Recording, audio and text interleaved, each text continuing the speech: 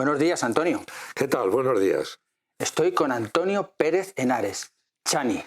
Sí, Chani es Periodista. como me llaman, pero he de decirte una cosa, que mi nombre real no es Antonio Pérez Henares, que es como firmo, sino Antonio Pérez Gómez, que es... pero como... En realidad tuvo que ver algo Emilio Romero en el diario Pueblo donde yo empecé. Claro, Antonio Pérez Gómez eran dos nombres y un apellido tan común que dije, pues el río que pasa por mi pueblo, el Henares. Y con eso he firmado. Pedí permiso, eso sí, a mi abuelo Valentín.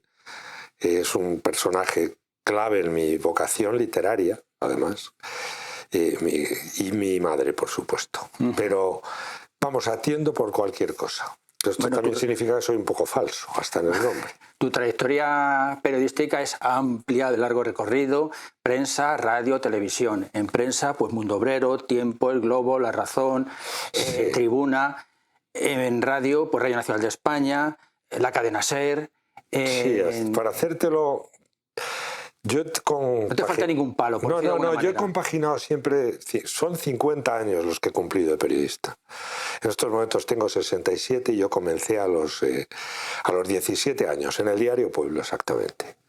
Y bueno, a partir de ahí, de Pueblo, pues, después pasé a Mundo Obrero, que llegué a ser el redactor jefe, el director periodístico, por decirlo así, de ahí al semanario Tiempo, luego a Tribuna, donde acabé dirigiéndola y estuve 10 años ahí, de ahí a La Razón, de La Razón al Grupo Negocio, dirigía el periódico Negocio, un periódico económico, y de ahí a Promecal, que es la...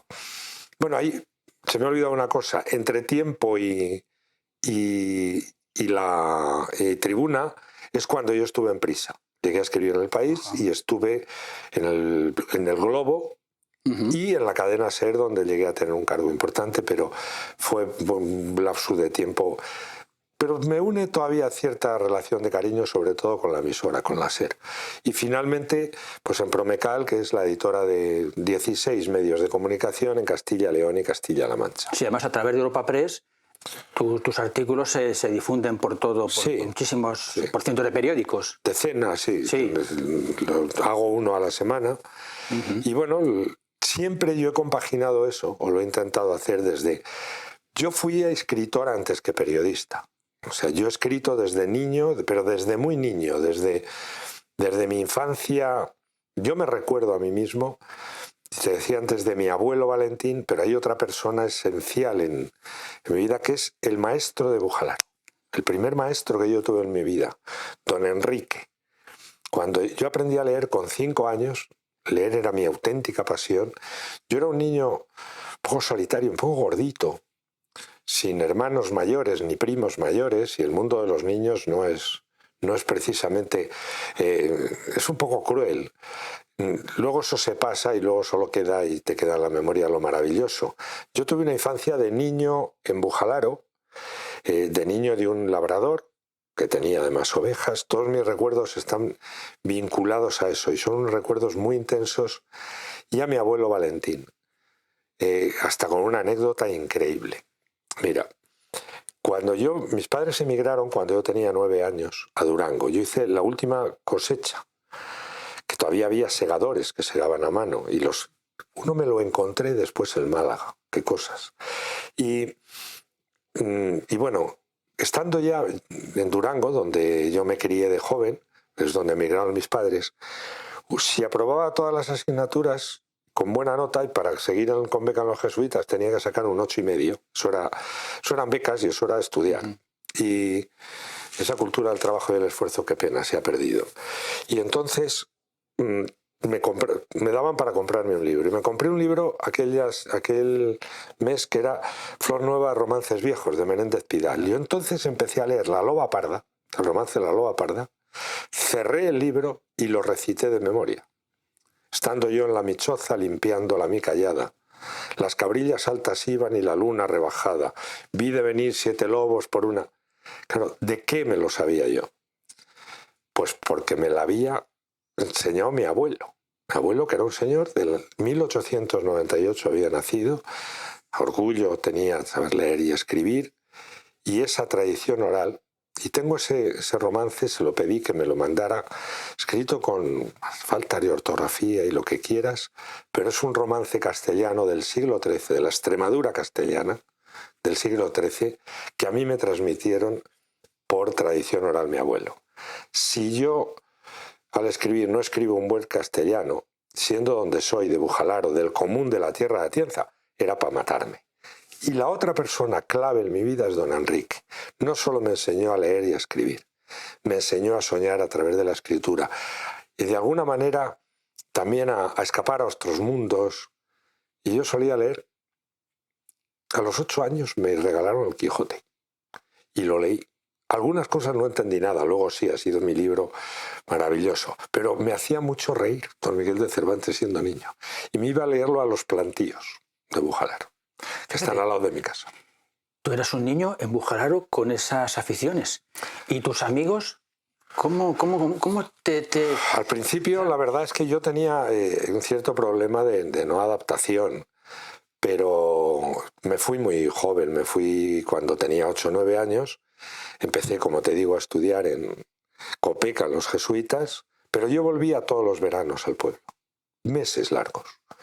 Y mi amor por la naturaleza, por estar en el campo y tal, viene de ahí, pero desde niño.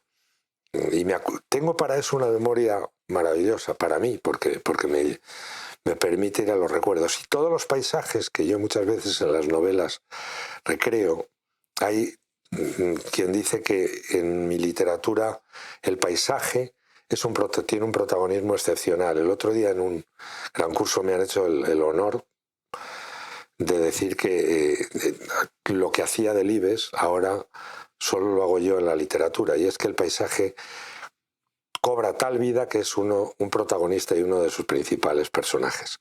Y el paisaje que yo recreo continuamente, lógicamente, es el paisaje de mi propia tierra alcarreña, porque es el que conozco y es de alguna manera el que llevas dentro, ¿no? El valle más verde que tú tienes es el valle que llevas en tu corazón.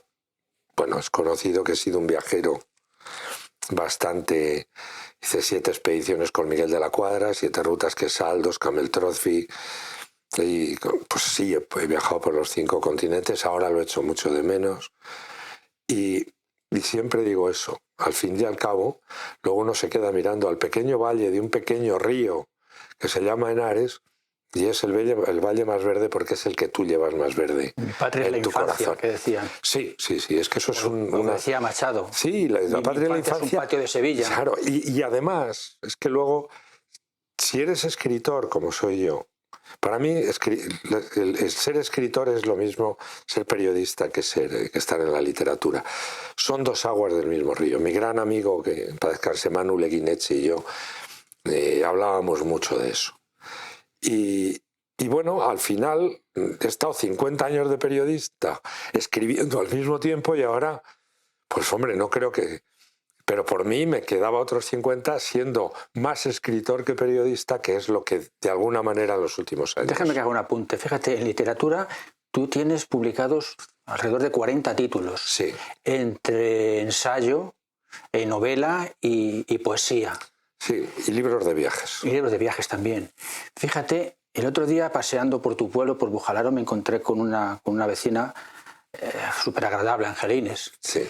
Y me decía, hablando de Nublares, yo no conocía Nublares, lo había leído, pero o sea, no tenía esa referencia. Pero ella me decía, fíjate, cuando éramos niños, nos hacíamos mayores el día que íbamos a Nublares, a la cueva. A la cueva de Nublares. Claro, luego me encuentro con Antonio, que ha escrito, ha recreado aquella historia, pero en la prehistoria.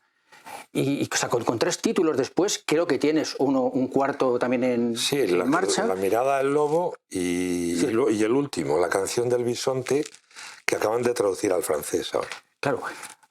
Dime, ¿qué relación tiene Nublares con Bujalaro? ¿Cómo estableces esa sintonía? Es que es un paraje verdaderamente evocador y inspirador, tremendo. Desde niño yo he escrito de Nublares. Hay un cuento mío que no está publicado, en Las Bestias, en un libro de cuentos con el que yo gané el premio Caja España, el premio un poco de España de cuentos. Ya está ahí. Es que, como a todos los niños de Bujalaro, Nublares era un lugar mágico, absolutamente mágico. Pero es que además hay un elemento esencial, es que encima de la cueva de Nublares, en lo que es la meseta que hay sobre el Roquedo, ahí hay un paraje paleolítico, ahí hay un yacimiento paleolítico. Y no solo paleolítico, si sigues la cresta rocosa esa, luego está lo que era un castillo, una torre de vigilancia en época musulmana, donde yo he encontrado teja árabe. Pero es que también hay otro poblado muy cerca del pueblo, que es Peñas Rodadas, que es un poblado neolítico, por desgracia bastante saqueado, los detectores de metales, pero donde se han encontrado, y lo sé, hasta unas de Augusto, estatuillas romanas, y luego es un... Pero eso empieza en la edad de... Yo lo he llevado al neolítico y creo que hay cosas ahí neolíticas importantes. Y entonces para mí, quizás es que yo siempre quise escribir Nublares. O sea, yo estaba obligado a escribir Nublares y mira, es un libro que puede llevar en estos momentos vendidos más de 100 y pico mil ejemplares. Ha tenido no sé cuántas ediciones en multitud de... Ha estado 2 veces a punto de ser llevado al cine.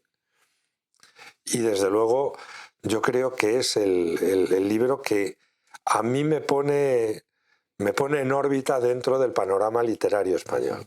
Luego lo que sucede es que he tenido guadianas. ¿Por qué? Porque el periodismo, sobre todo al tener responsabilidades de dirección, me hacía tener que dejar la literatura o que fuera algo Claro, un poco postergado. Y ahora ya no.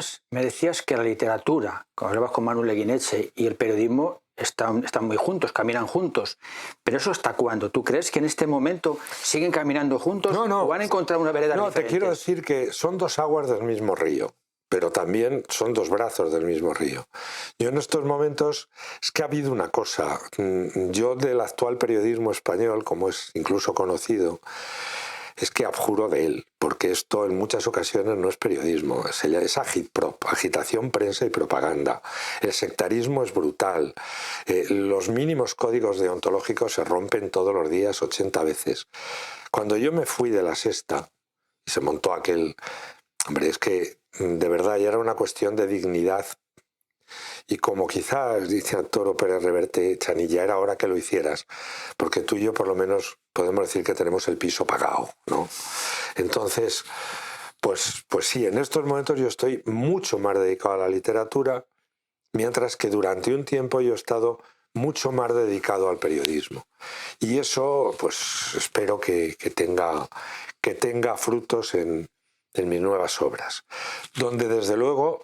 Porque no solo sale Bujalaro en las obras prehistóricas. Hay 2 obras medievales, que son La tierra de Álvar Fáñez, que es esta donde estamos, como fue toda la frontera del Tajo.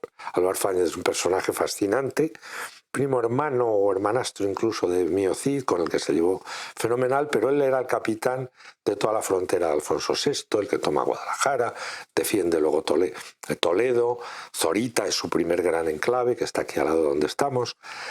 Bueno, pero yo quería también escribir eso. No olvides que el Cantar de Mío Cid, en su libro 1, describe perfectamente, yo lo he hecho aposta, y me he dado cuenta que el tipo que escribió el libro 1, el Cantar de Mío Cid, estuvo allí. Y estuvo, yo creo que con esa algara, porque nadie puede recrear tan exactamente la ruta desde la Sierra de Miedes en Atienza, a la Sierra de Miedes fuimos a posar, cómo se retranquea para que no lo vean desde las torres de Atienza, que los moros se mete por el Cañamares, baja Lenares, sube y ataca desde Matillas, del Cerro de las Matillas, Castejón de Henares, que está enfrente. Y luego, por encima, por todo el viso de la Alcarria, no por el valle, porque sabe que ahí están fortificaciones. Por arriba va atacando Jadraque, va atacando Ita, llega hasta Guadalfachara. Y hasta en una galopada llegan a Alcalá y enseñan la seña de Minaya. Minaya era mi hermano en euskera. Es como le llamaba el Cid. Mi anay, mi hermano. O sea, eso yo he vuelto a recrear ahí, pero sobre todo en El Rey Pequeño, es que Bujalaro tiene un papel trascendental, porque lo que hago es incluso con un guiño, ponerle a mi abuelo Valentín y a su hermano Julián, les pongo todos los nombres para dos personajes de la novela que son como quienes en un momento determinado han repoblado un Bujalaro que ha quedado. Que en Bujalaro había otro castillo, Nublares era el castillo sobre el río. Bujalaro tenía, donde es el castillo ahora, ahí había un castillo, y de ahí viene el nombre. Buj significa torre en árabe, y puede ser o Torre de la Novia, que a mí me gusta mucho que lo sea, que tiene un toque fonético, o Torre de Al-Harún, que Al-Harún pues sería a lo mejor un pequeño señor de allí, ¿no? Bueno, pues en El Rey Pequeño, Bujalaro tiene un papel estelar dentro de lo que cabe, tal. Pero en este que estoy escribiendo ahora, en este mismo momento, aunque yo sacaré ahora un libro en abril de ensayo, va a estar muy, muy vinculado ya a mi tierra. Quiero darle un protagonismo trascendental, porque no voy a contar historias de reyes que aparecerán en un segundo término, ni de grandes batallas, no, voy a contar cómo se repobló esta tierra, cómo se ensanchó Castilla, cómo se creó la dignidad castellana en algo que a mí no hizo falta que me lo enseñaran ni los jesuitas.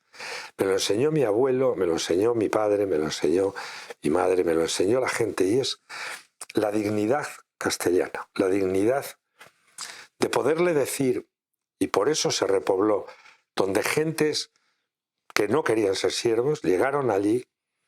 El rey les daba tierras, porque eran tierras despobladas, para que las poblaran. Eso sí, los musulmanes estaban a una noche de camino y te podían matar, llevarte a tu mujer, matar a tu mujer, violarla, llevarte a las hijas, dejarte sin ganados, quemarte las cosechas. Nosotros hacíamos lo mismo. Pero ahí que se creó, ese hombre sí, se jugaba allí la vida, pero era libre. Y hay una frase esencial que yo quiero recrear. Yo nunca me he sentido más que nadie, pero ojo, menos que nadie tampoco. Y eso yo creo que lo llevo impreso y lo lleva mucha gente de mi tierra impresa. Claro. Muchos de mis paisanos de Bujalaro, no les toques su dignidad, porque no se sentirán nunca más que nadie, pero menos que nadie tampoco. Pero fíjate, Antonio, recorriendo todos los pueblos pequeñitos que están con esa especie de amenaza, esa especie de espada de Damocles que se puede desaparecer, he encontrado en todos ellos, no con la facilidad y como tú lo puedes expresar, porque no tienes esa capacidad, pero en sus palabras se denota el mismo sentimiento en todos esos pueblos. O sea, qué lástima es que esos pueblos y esas historias se pueda perder. No se van a perder. ¿No se va a perder? No. Yo sé que no te gusta la expresión, no, sé que la odias. España va ¿Qué opinas de todo eso? Yo lo que creo es que las cosas se adaptan y cambian. Hay un momento en que el campo como tal está muy desprestigiado, por decirlo así. Mi abuelo llegó a vender por nada una maravillosa mesa de nogal para comprarse una de formica. Eso pasaba. La ciudad era el gran espejismo. Va a durar mucho el gran espejismo. Ahora hay una ensoñación del campo y la gente quiere volver. Pero claro, el urbanita llega al mundo rural y a mí me fastidia mucho eso, porque lo mira como una postal y no se da cuenta que allí vive gente, que si eso está así es porque esa gente, y que todo el campo está troquelado por la mano humana, y cuando va un tipo y le intenta decir al tío de allí, que lleva toda la vida, él a lo mejor es bisnieto de no sé quién, pero le da una lección de cómo tiene que hacer las cosas. A mí primero me da risa y luego un poco de rabia. Y luego también recuerdas una cosa que decía, como que en el campo se habían quedado los tontos. Pues una leche. Porque ahora, ¿qué sucede? Ahora que en el campo el nivel de vida es creciente, es bueno y va a ser cada vez mejor en comparación con cuando mis padres emigraron. En Bujalaro no había una luz que hacía así tal de lo de la central de arriba. Había la carretera y todo lo demás un barrizal, no había agua corriente. Las condiciones, se labraba con mulas, y se segaba con hoz y tal. El cambio que ha habido ahora, por ejemplo, yo en Bujalaro, toda mi familia, y los agricultores de Bujalaro son, sin excepción, primos míos, ¿no? Ahora, por ejemplo, uno de mis, yo le llamo sobrino y él a mi tío, porque son primos que se apellidan igual que yo, pero por los Pérez y Gómez, vamos. Y es un chaval que se queda allí, ¿no? Es que ha estado fuera y ahora se queda allí. Yo creo que habrá una forma en la que, lógicamente, tantos núcleos de población son de difícil sostenimiento, pero es que curiosamente la gente los está sosteniendo. En invierno a lo mejor solo quedan 40. Pero fíjate, ayer conversaba yo con un alcalde de un pueblo muy próximo y me decía, dice, hombre, si no podemos pretender que en cada uno de estos municipios nos pongan una industria. Claro. Pero hombre, si lo pueden poner en una zona que abastezca de puestos de trabajo y de referencias. Pero vamos, es que ellos tienen otra cosa con la industria. Pero, la industria ahí no tiene que ser una industria que sea otra cosa que una industria vinculada a la producción de ahí, agropecuario. ¿Cuáles son los pueblos que están tirando y de qué manera? Los que emprenden dentro de ese mundo. ¿Qué ha pasado con Torre del Burgo? ¿Qué ha pasado con muchos agricultores de aquí, de todos los sitios, que de pronto han espabilado? Y espabilan mucho los agricultores. Saben más de leyes comunitarias que nadie. Saben qué cultivar crecientemente y cada vez lo hacen mejor. Y productos que son cada vez más competitivos, entrando en lo que deben. Y es en productos exclusivos, con marchamo, denominación de origen, etcétera, que es lo que les va a dar una relación calidad-precio que les va a permitir tirar para adelante. Te pongo el caso de los espárragos de Torre del Burgo, bien cerca. Torre del Burgo también se estaba. Mira ahora lo que pasa en Torre del Burgo, que ahora empezará la época en que cada día salen 4 tráilers de espárragos para Alemania. ¿Puedes opinar también lo mismo de Brihuega con la lavanda? Claro. Con el espliego. A mí yo soy de lo del espliego. Es que lavandín. Sí, lo que pasa es que venden más lavanda. Yo sé que se enfadan los de Brihuega, pero no es lavanda, es lavandín. Pero bueno, pero te quiero decir que encima de mi pueblo, por Alaminos y por ahí, y está ahí también. Lo que pasa es que Brihuega lo ha hecho muy bien. Y yo estoy feliz de que lo hagan también, porque desde luego esa sí que es la imagen que hay que vender crecientemente del campo. Y que luego además el campesino, el agricultor, es el que cuida eso, lo mismo que lo es el cazador. Claro, pero tendrá que tener alguna ayuda. Fíjate, en un pueblo muy cerquita de Brihuega tienen ayudas. Está Valderrebollo. Sí, Valderrebollo claro. se ha montado también una piscifactoría.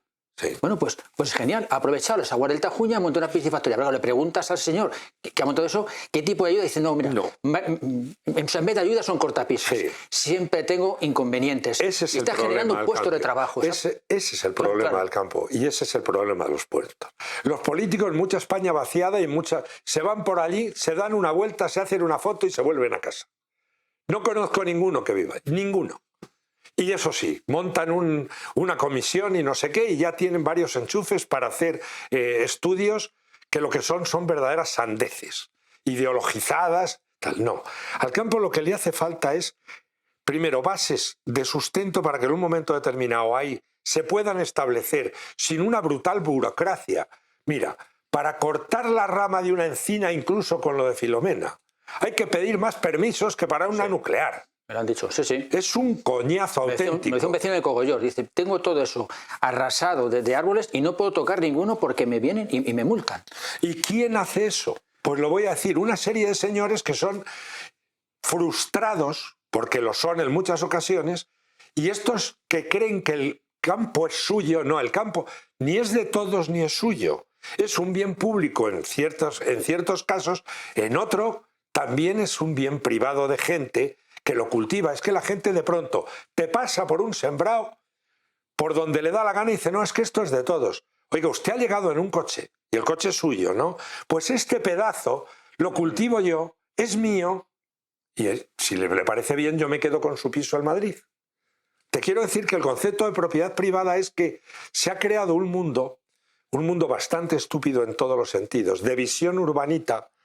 Pero claro, si es que el ideólogo es Walt Disney, y cree que es que los corzos hablas con los lobos y son amiguitos, y que los leones comen maní. No saben, o sea, el peor destrozo de la naturaleza es el del animalismo estúpido, que no sabe siquiera que para comer jamón hay que matar al cochino. E imagino también que cuando se dicta una orden o una normativa, disculpa, no es lo mismo Guadalajara que Ávila, son conceptos diferentes. Hombre, claro. Que pueda ser La Rioja, pero parece ser que a veces es común para todos, cuando tienen nada que ver un terreno con el otro. Curiosamente, cuando llegan las crisis, me acuerdo de la anterior, el campo se convierte en el valor refugio.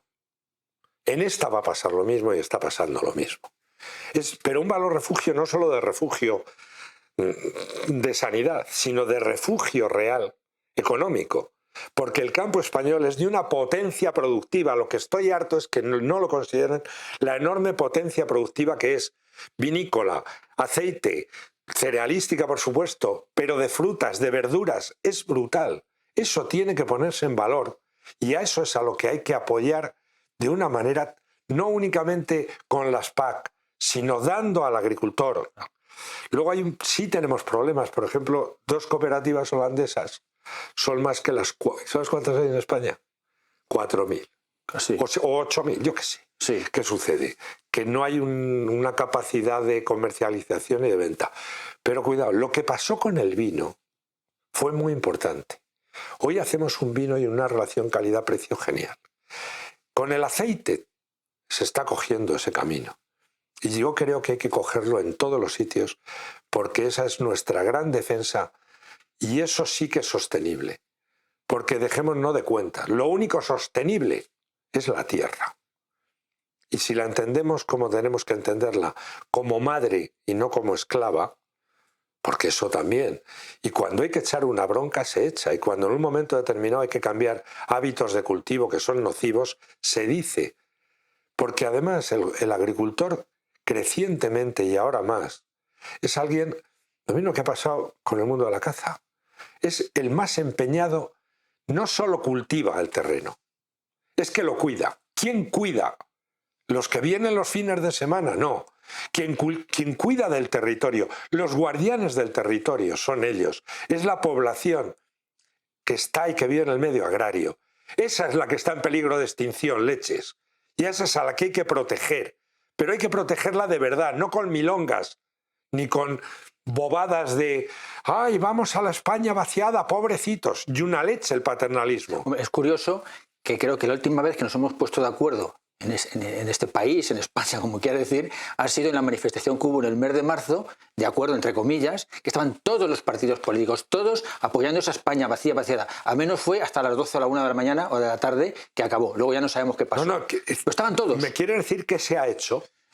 Nada, nada. Puntos suspensivos. En este momento, por ejemplo, de la pandemia, cuando se está hablando de cómo reiniciar y tal, ¿tú oyes hablar del campo productivo? No, parece que se queda ahí. Oye, a mí me parece fenomenal que con el teletrabajo, que esa va a ser otra, efectivamente, a poblaciones rurales llegue gente, porque creo que es bastante mejor vivir con el pie en la tierra que en un agujero en el cielo. Yo es que no he podido entender jamás lo que es esa obsesión por el piso. Oiga, ¿no se da cuenta usted que lo que tiene es un agujero en el cielo? Claro, eso viene de los años 60, de aquella yo creo que fuga, huida, no sé ese cambio, te diré, que yo creo que ese cambio de... Bueno, yo fui de esa fuga, o sea, ese cambio de mentalidad, aunque empiece con estos retortijones y alguna que otra idiotez, en el fondo subyace algo. Y es que, al fin y al cabo, esta es nuestra tierra. Y yo cuando digo es mi tierra, no quiero decir que yo la posea, sino al revés. Yo cuando empleo la expresión mi tierra, es una sensación al revés, de mi pertenencia a ella. O sea, no que me pertenezca a esa tierra, sino que yo le pertenezco a ella. Al fin y al cabo, eso ya lo decía el jefe Sius, estos blancos se han vuelto locos, quieren poseer la tierra. Oye, no quiero dejar de escaparme, ya que tengo delante, eres presidente de Escritores con la Historia. Sí. Que son un montonazo de escritores. Sí, los grandes. Los grandes. Fíjate, te leí una entrevista hace poco que querías recuperar, reivindicabas la dignidad de la historia de España. Hombre. La historia que no teníamos por qué avergonzarnos, como parece ser que hay algunos que se avergüenzan de Colón. Pero es que claro. Además, lo decías con verdadera indignación. Hombre, es que es para estar indignado. Hay todo un movimiento de estos estatuicidas y de estos de MeToo y tal, y no sé qué, que quieren juzgar la historia de la humanidad desde hoy. Pero de ahora, pero no creas que solo la de España, no, al Homo habilis. Mira, yo en el 19 estuve con mis grandes amigos, los grandes antropólogos. En España ahí está la cabeza del mundo: Arzuaga, Carbonell, Baquedano, Bermúdez de Castro, los directores de la excavación en la cuna de la humanidad en Olduvai, Tanzania. Bueno, si aquí estos ignaros siguen por ese camino, acabarán juzgando, bueno, ya lo hacen, juzgando y condenando al Homo desde el día 1, o sea, desde que el Homo habilis rompió la primera piedra para tal, porque, bueno, de entrada es algo que es malísimo para ellos. Es que es cazador, el Homo es sapiens porque es cazador, si no, no hubiera sido sapiens nunca. Claro. Y lo que es la ganadería es caza estabulada, lo que cazabas antes, excepto nuestros perros, que son los lobos que vinieron a nuestros fuegos y con los que tenemos una relación de hace 30.000 años, el resto eran animales que cazábamos antes y que los estabulamos para tenerlos a mano, pero para comérnoslos, quitarle la leche, la piel y tal. O sea, de los muflones ovejas, del jabalí el cerdo, y así, y del íbice. Bueno, ese intento de juzgar toda la humanidad por parte de esta generación de mostrencos occidentales, bien comidos, mal criados, y se dedican a juzgarlo todo. Y aquí en España eso se junta con dos cosas.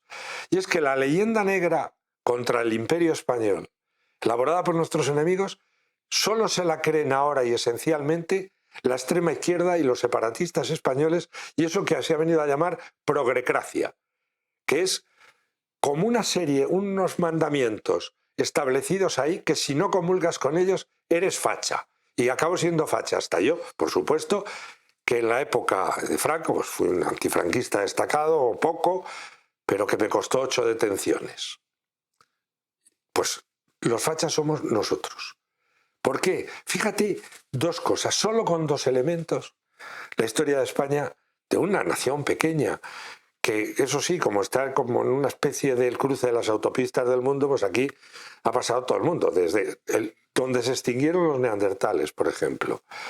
Pero luego, pues fíjate, íberos, celtas, tartesos, romanos, lo que somos es esencialmente romanos, visigodos, árabes, bueno, árabes no, musulmanes, en fin. Y luego de pronto esa pequeña nación hace dos hechos esenciales. Descubre un nuevo mundo, porque es un descubrimiento clarísimo. Y ahora dice, no, vamos a ver, ni nosotros sabíamos que aquello estaba allí, ni lo sabía el conjunto occidente, ni ellos sabían que existía otra parte del mundo. Es un descubrimiento que tiene una trascendencia enorme. España le dice al mundo que el mundo es más del doble de lo que se creía, porque se sabía más redondo. Pero es que a los pocos años lo globalizamos, le damos la vuelta al mundo. Es que la primera lengua franca fue el español. El dólar norteamericano está basado en una moneda española. O sea, España en eso tiene... Pero España hace otra cosa, y te pongo dos ejemplos. Es que España no es un imperio colonial al estilo inglés, sino al estilo romano, porque, insisto, nosotros somos romanos. ¿Qué hablo yo? Un derivado del latín. ¿Cuál es toda mi cultura? Todo lo que está aquí y subyace hasta en el derecho. Somos ante todos ciudadanos de Roma que tuvieron una importancia tremenda en Roma, bueno, pues grandes emperadores y dentro de su cultura también. Y aquí cuando llegan los musulmanes, lo que se cuenta es al revés. ¿Quién demonios va a civilizar a quién de una población hispano-romana? ¿Quién había hecho las calzadas, los acueductos, los baños? ¿Los bereberes del desierto recién islamizados? No, nosotros. ¿Y qué sucedió? Algo incluso todavía más maravilloso, que aparte de esa de esa civilización, de esas tribus salvajes por parte de los conquistados. Aquí llegan los omeyas, ¿y de dónde vienen? Pues de la otra gran provincia romana, del otro lado de Oriente, porque ellos vienen de Damasco, de Siria, y Siria había sido la gran provincia romana, y esa gente que viene, esos omeyas, traen un añadido cultural todavía mejor. La cultura de Grecia, grecorromana. Y por si no teníamos bastante con Séneca, que la habíamos puesto hoy, con toda la cultura romana, ellos traen también la cultura heredada de los griegos, y por eso ese grandísimo esplendor del que yo me siento, porque eso también es historia de España. ¿Cómo no voy a sentir yo orgulloso de Abderramán III? Que es un paisanazo y tal. Eso lo destrozaron luego pues los bereberes, o sea, los almorávides y el integrismo brutal. Contra lo que se combate en las Navas no es contra el Andalus, se combate contra el más terrible imperio integrista que han conocido. Y en América, esto como me apasiona, me enrollo, como en América nosotros hacemos dos cosas absolutamente diferentes.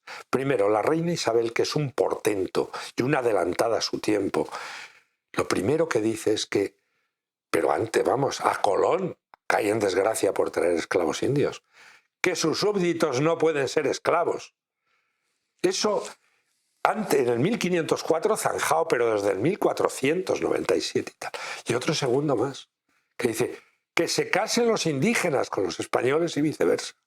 Y eso se produce desde el día 1. Ahí está Alonso de Ojeda y su maravillosa historia de amor y tantísimos otros. Pero es que hay una cosa, es que se decreta que esos matrimonios no solo son totalmente legales y aceptados y maravillosos, sino que los herederos son legítimos. Eso se convierte en ley en 1514. ¿Sabes cuándo los que nos llaman racistas convierten eso en ley en Estados Unidos? Ha habido que esperar a 1967.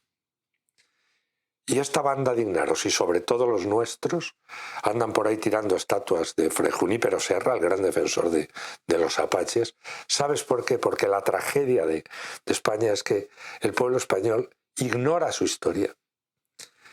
Y al ignorarla, la desprecia y se avergüenza de ella, cuando con sus luces, y como es también grandiosa lo gigante que es, pues tiene también sombras tremendas, pero no la sabe asumir. Claro, tú me decías al principio que tú tuviste un profesor, don Enrique, en Bujararo, al cual le agradeces mucho tu formación. Ahora, claro, si vas a las escuelas, vas a los colegios, ¿a qué profesor se atreve a explicar la historia en los términos que tú puedes explicarlos? Te voy a decir, cada vez esta batalla se empieza a ganar, porque se ha llevado perdiendo mucho tiempo. La estupidez ha imperado de una manera tremenda.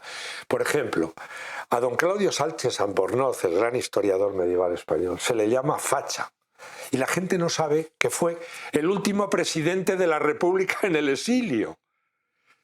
¿Por qué? Porque de pronto aquí se pone de moda que las Navas de Tolosa tenían que haber ganado los musulmanes, que eran, como te digo, unos fanáticos islamistas verdaderamente aterradores. ¿Qué pasa? ¿Que viviríamos ahora que nosotros como en Libia? Eso le pregunto yo. Pero todo esto yo lo veo con mucha esperanza. Verás por qué. La novela histórica es lo que más se lee en España.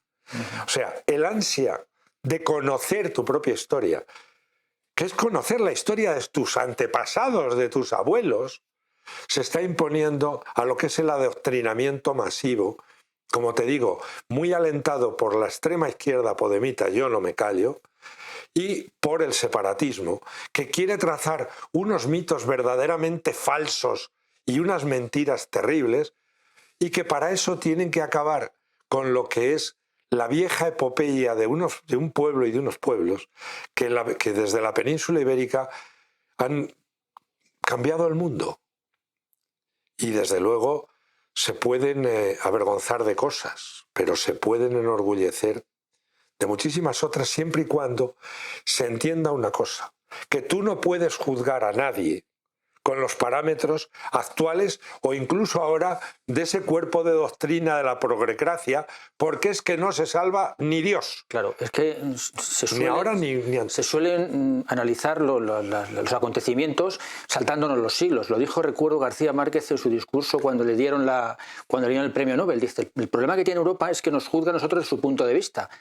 Entonces, parece ser que esa mezcla es lo mismo. Queremos juzgar la historia desde 1300, 1400, 1500, desde 2021. No. Y perdona, eso es imposible. Y el neolítico y el paleolítico. Claro. Cualquier día dicen que Altamira no es políticamente correcta. Mira, dice en una reseña de Nublares, dice: Nublares es un clan primitivo que ha formado una sociedad a pequeña escala, jerarquizada y con sus propias reglas. El protagonista es Ojo Largo. Refleja los valores ancestrales, la aventura de vivir y la crueldad que refleja. ¿Cómo lo trasladamos esto a 2021? Vamos a ver, es que hay algo que ha cambiado. Es que es como una utopía, ¿no? No, pero es que no, es que hay algo que ha cambiado muy poco. No. Ojo Largo es un personaje que por un lado es valiente, es un tío tal, pero por otro lado está su ambición y tiene unos defectos tal como todo ser humano. Y sus pasiones. Es que miramos al paleolítico como si fuera algo muy lejano, y es hace un segundo. Somos nosotros hace un parpadeo. Nuestras pasiones son las mismas, nuestras ambiciones las mismas, nuestras batallas por lo mismo, y nuestro dolor por lo mismo. Y nuestras preguntas siguen siendo las mismas. ¿O alguien aquí sabe de verdad qué es eso que está encima y que se llama universo? ¿O se ha respondido de dónde leches venimos, qué hacemos aquí y a dónde vamos si es que vamos a algún lado? Realmente nosotros somos el paleolítico con protocolo y tecnología, pero si un día pasara algo tal, ¿qué haríamos delante de tal? ¿Cómo sobreviviríamos? No sé yo quién sobrevivirá mejor, si Ojo Largo o cualquiera de nosotros, porque ¿quién sería el Ojo Largo ahora? ¿Quién sería el Ojo Largo ahora? El personaje que te puede recordar ahora mismo. Es que verás. ¿O es imposible? No, es que es un problema porque cuando tú ves la gente en la historia, pero en la historia hasta bien reciente, y la comparas con lo que en estos momentos nos gobierna, te entra la desesperación y la melancolía. Pero esto te hablo de cosas, de tiempos bien recientes, de gente de verdad que tenía al menos una escala de valores y de principios. Pero hoy, por desgracia, la mediocridad y la ausencia de cualquier valor y de principio es lo que se imponen. Y por tanto, mira, yo creo que efectivamente todo pueblo tiene el gobierno que se merece, sí. Y toda generación el futuro que se labra. Y esto es lo que quizás más debiera preocupar.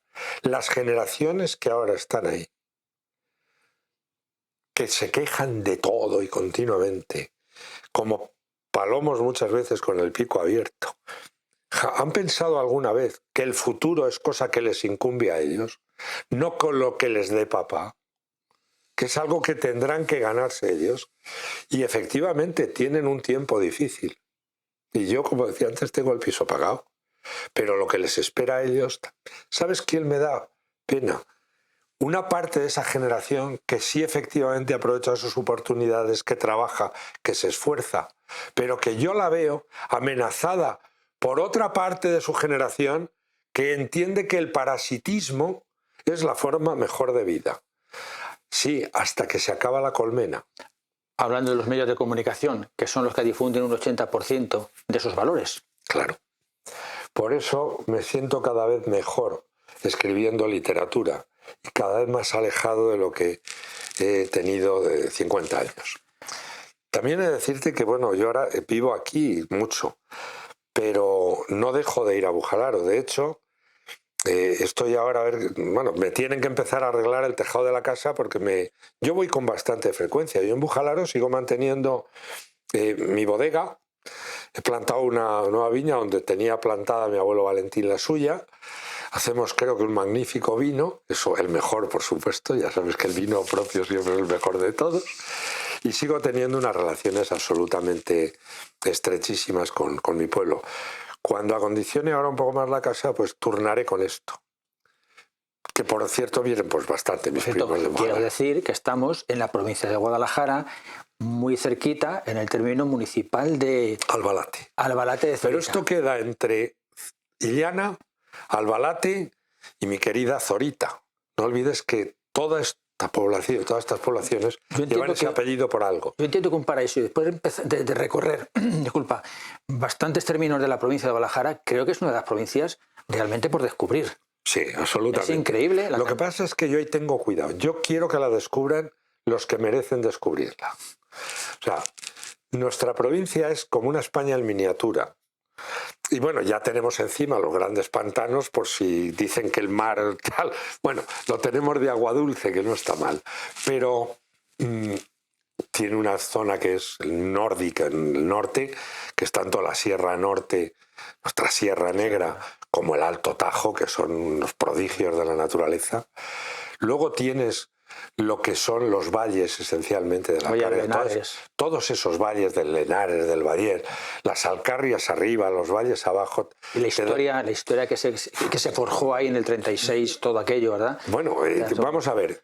Tú tienes... Es que esto tiene una historia desde el comienzo. No olvides que hay una cueva que se llama... que está en Riba de Salices, Los Casares, donde hay yacimiento neandertal y cromañón en la misma cueva. Eso está a la entrada del Alto Tajo, donde se inició el incendio terrible, sí. Allí donde perdí yo 4 amigos. Y bueno, y muchos conocidos. La cueva de los Casares. Pero es que luego, esto ha sido frontera en la Edad Media y tanto tiempo. Y por aquí se han librado las batallas decisivas de la historia de España. Una ahí en Brihuega. La batalla de Brihuega es la que cambió los Austrias por los Borbones. Ha cambiado la historia. Y bueno, y Brihuega y en esto siempre pasa lo mismo. Se meten ahí en el hoyo, llegan los otros y les zurran por arriba, que es lo que pasó también en...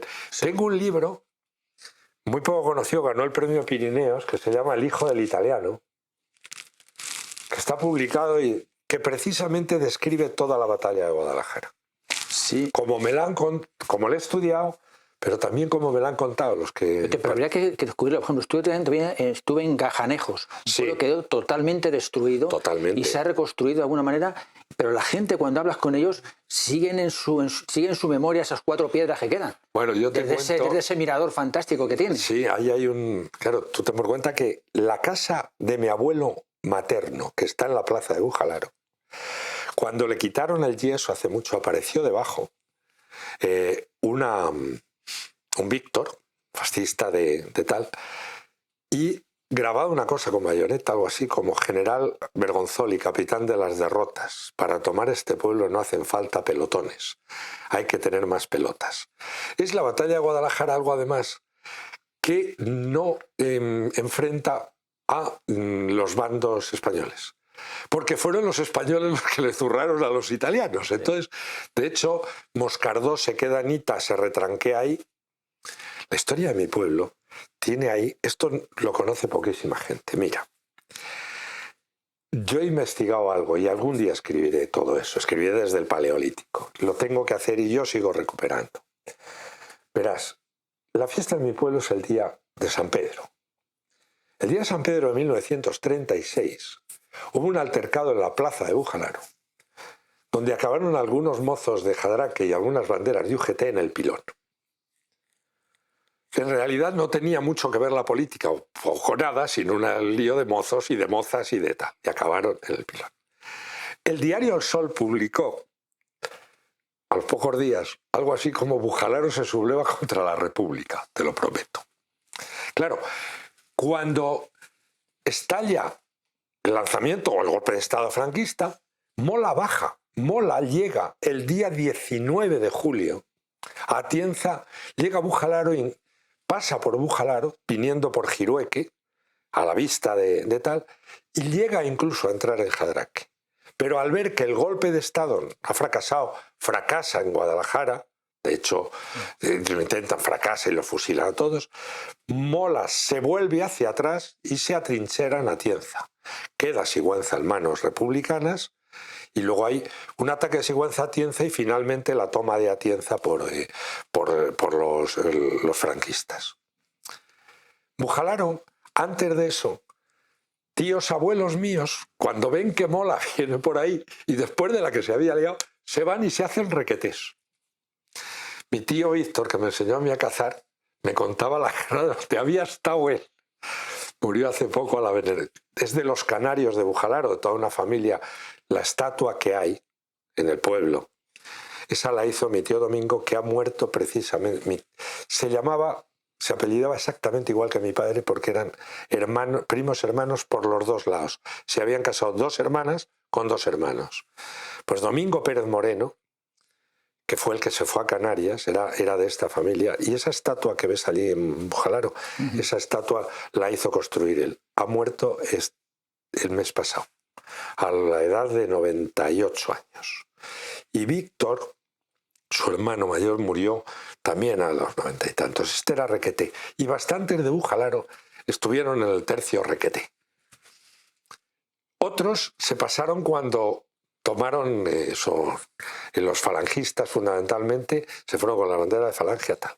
Otros fueron republicanos porque les pilló la república, otros fueron republicanos de convicción, que estuvieron en bastantes batallas importantes. Y en mi pueblo no hubo ningún muerto.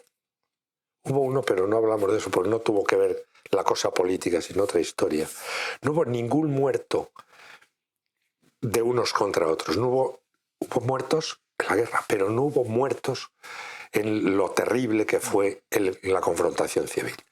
Porque las heridas dramáticas, de ahí el maravilloso libro de Reverte, de Línea de Fuego, es que en los dos había valientes, en los dos hubo coraje, en los dos hubo tal. Chávez Nogales también lo refleja bastante bien. Pero la retaguardia primero, o sea, primero lo que fue el Frente Popular y los desmanes terribles contra, los incendios, los asesinatos, los paseos. Y luego la guerra, la represión en las 2 retaguardias, por los infames. En el frente estaba la gente que... En la retaguardia estaban más los canallas que nadie. Y luego la represión terrible de después de la guerra. Y hay una cosa que no voy a contar, sé dónde está. Bajo muchas toneladas de tierra, una madre y una niña que fueron asesinadas después de la guerra. No de mi pueblo, pero sí en el término de mi pueblo. Y ahora, como están con esta mierda y no quiero, pero sí que lo tengo presente. Pero la ventaja de mi pueblo es que ni en la guerra, ni en la posguerra, ni antes, ni durante, ni después, se produjo asesinatos de odio político. Es más, aunque hubo ciertas represalias al principio de unos contra otros, al cura lo escondieron en el monte, y los republicanos, o los rojos, para que nos entendamos. Y después, aunque hubo ciertas represalias, que si a lo mejor a una mujer le cortaron el pelo y lo humillaron, que luego los rojos pues estaban más observados, con una represión, vigilados y tal, pero no hubo nadie, en mi pueblo no hubo fusilados después de la guerra. Y eso es algo importante. E incluso puedo contarte algo que me enorgullece, alguna amistad. Por ejemplo, de uno que fue comunista hasta que se murió, y lo sé porque yo lo era, y con el que fue el alcalde en la época franquista de toda la vida, que era camisa vieja de Falange. Y yo sé fehacientemente la relación de íntima amistad y de apoyo que de esta manera o de la otra se hicieron. Y yo pongo eso más en valor que las heridas que ahora se quieren, porque yo soy un hombre de la transición y de la reconciliación nacional. Y si luché por algo, fue porque ese tiempo quedara definitivamente atrás en la historia, y porque yo, cuando viera a alguien fuera del bando que fuera, no lo entendiera como un enemigo, sino como un compatriota, como un adversario. Lo que no le perdonaré jamás a Podemos y a Zapatero es haber vuelto a abrir la espita del odio, la espita de los buenos y los malos, porque asesinos y asesinados hubo en los 2 sitios, víctimas en los 2 sitios y canallas en ambos. Y eso es la tragedia de lo que desde el año 2000 y poco para acá ha caído sobre España, y lo que más me preocupa y lo que más me entristece, porque yo creí que sobre eso se había pasado página y se podían contar las batallas de nuestros antepasados en Guadalajara, y que un tío abuelo mío o lo que fuera, o un primo de tal, Requeté, estuviera con otro falangista y con 2 republicanos que habían estado en este sitio y con otro que era de la Quinta del Biberón y miembro del 5º Regimiento, que es, pues mira, el que ganó la batalla de Guadalajara, efectivamente. Y un día, cuando estaba en el Mundo Obrero, junté a Lister con los generales franquistas que habían combatido con él en la Guerra Civil. Y fue divertidísimo. Luego se hicieron amigos. Yo ya me fui, empezaron a discutir sobre la batalla del Jarama. Pues eso es para lo que tenía que quedar la historia, para que se discutiera sobre la batalla del Jarama y no para que sobre lo que fue la preguerra, la guerra y la posguerra y la represión terrible en un sitio, en otro y antes y después sea un factor de odio entre los españoles. Me da mucha pena. Antonio, creo que Bujalaro tiene mucha suerte de tener un vecino como Antonio Pérez Henares, Chani. Bueno. Sí, tiene suerte y cuidado. Y Antonio Pérez Henares también tiene mucha suerte de tener un pueblo. Hombre, como Bujalaro. ¿Cómo no voy a estar agradecido? Le puso... Es algo recíproco. Sí. Yo cuando voy a Bujalaro estoy entre mi gente y te voy a contar una anécdota que es genial y que creo que ejemplifica exactamente lo que siente la gente por mí y yo por ella. El bar del pueblo, el Calín, el Atlético de Madrid hecho voz. Magnífica persona, un tipo lleno de bondad y de... Bueno, pues en el bar, claro, el bar. Un día estaba un primo mío, que ya te digo con mis apellidos, algunos bar del pueblo, el Calín y tal. Y llegó uno de otro pueblo a tomar allí algo. Y me estaban estos, ya te digo, poniéndome a escurrir, que es como debe de hacerse, y yo que entiendo perfectamente. Y el otro puso la oreja. Y claro, al ver que estaban, ¿te estáis hablando de ese tal Chani y tal? Entonces yo salía todos los días en televisión, sobre una temporada que era una cosa tremenda. Y sí, pero ya el sí seco, creo que fue de uno de mis primos. Le tenía que haber hecho reflexionar, no reflexionó y se lanzó en tromba a ponerme a parir, pero de verdad con mala sangre y malas años. Y entonces le dijo primo yo, ¿pero tú qué estás diciendo de mi primo? Como eso te arranco la cabeza, hombre. Se quedó el otro como diciendo, ¿pero qué es? Y ya terciaron todos y le vinieron a decir, oye, mira, yo al Chani llega aquí y le llamo lo que quiera, gilipollas, y me sale de los cojones, porque para eso yo soy yo y es él. Pero tú, jodido sarnoso, ¿sabes que ese insulto es muy bueno? ¿Qué cojones tienes que decir tú de Chani? Por aquí no vuelvas. El tío se fue. Esa es la verdadera y maravillosa relación que yo espero tener siempre con la gente de mi pueblo. Que ellos, claro que tienen el total y absoluto derecho a ponerme a escurrir y a decirme, y eso que has dicho está muy mal, tonto, que eres gilipollas, que no sé qué, que tiene que haber tenido. Yo a discutir, porque yo en Bujalaro, durante muchos tiempos, lo único que he sido, pues un mozo de Bujalaro, luego un señor de Bujalaro y ahora pues ya tirando a viejo de Bujalaro. Pero yo es que me siento profundamente de allí. La prueba, ahora como te digo, pues voy algo menos, pero voy mucho. Y cada año que falto a San Pedro es como si me diera una puñalada. Pero confío en que pasada la pandemia vuelva a recuperar esas visitas frecuentes e incluso estancias más largas.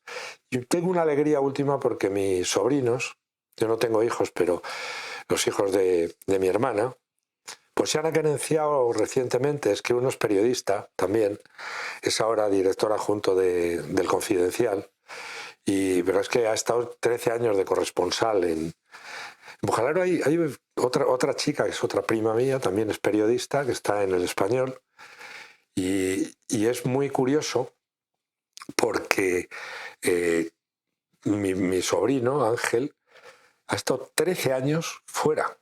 Tuvo de corresponsal desde un chaval, Roma primero, Bangkok, Pekín, Washington, del diario Reforma de México. Finalmente se vino aquí, dijo que eso yo lo entiendo. Hay un momento, después de pegar tantos botes por el mundo, y yo lo he pegado a algunos, que quieres volver a casa. Y la casa del pueblo, pues ahora ellos han empezado a ir, y yo estoy encantado. Este verano se lo pasaron allí de miedo, sobre todo mi sobrina nieta, que es un tiro, y se iba con una escopetilla de estas de juguete por todo el pueblo que parecía la sheriff. Es hija de un español y de una serbia y nació en Pekín. Ese es el mundo. Ese es el mundo. Antonio, ha sido toda una disertación, un placer, sobre todo de Bujalaro y como referencia de pueblos similares, pueblos de España, que tienen derecho a seguir en la brecha. Pero tenemos que estar todos en ello. Yo creo que los que viven allí, los que tenemos las raíces allí, yo creo que todos es un momento de echar una mano y de ponerlo en valor, pero de ponerlo en valor de verdad. O sea, hay luego cosas que no me extraña que se cabreen los del pueblo. El año pasado, yo es que acabé escribiendo una cosa. Os digo, una hizo quitar las gallinas de la reina a un chico de allí del pueblo. Bueno, a un hermano Angelines. Entonces ha habido... ¿Por qué? Porque van a un pueblo y luego les molesta que cante el gallo. Sí, me lo contó Angelines. Pues eso es que fue su hermano. Claro. Te cuento otra anécdota. Las campanas de la iglesia también molestan a algunas personas y obligan a que se quiten las campanas de la iglesia en algunos pueblos que me he encontrado. O sea, decías antes al principio que cuando vas a un pueblo tienes que ver que estás en ese pueblo, que y tienes que respetar a la gente. Igual cuando vas a Nueva York o igual que cuando vas a Sevilla o vas a cualquier otra ciudad, tienes allá donde fueres, haz lo que vieres. Yo ese respeto los hijos. Yo cuando llego a Bujalar me convierto en uno de allí y quien le falte al respeto a mi pueblo, porque en Bujalaro, independientemente de cosas, nos llevamos bastante bien. Para lo que suelen ser los pueblos, sí. Que ya sabes que los pueblos llevarse mal y no hablarse con alguien es toda una muestra. No es Hollywood, que claro. Cuando vas a ir muchos piensan, no, bueno, es que vengo aquí, la patria de Bambi. No, para nada. No. Es lo mismo se refleja en 10 millones de habitantes que en 35. Cuidado, los odios son ancestrales también. En los pueblos decía Unamuno que donde más se odia a la gente es en un convento, en un barco o en un pueblo, por una razón, porque la gente se roza todos los días, claro. Pero ya te digo, luego a mí lo que siempre me ha parecido, es que además de enorme sabiduría griega, ellos no saben que eso es condenar al ostracismo, que decían los griegos, es no hablarle a alguien. No existe. Hay un pueblo de Guadalajara que son 2 hermanos y no se habla, solo viven 2. Eso es no sé. El disputado de votos, señor Cayo. Sí, pero en un pueblo claro. De Guadalajara, no sé si habrá muerto algunos muy viejos, eran 2 hermanos tan solo, 2. No había nadie más en el pueblo y no se hablaban entre ellos. Bueno, Antonio, un placer. Muchísimas gracias.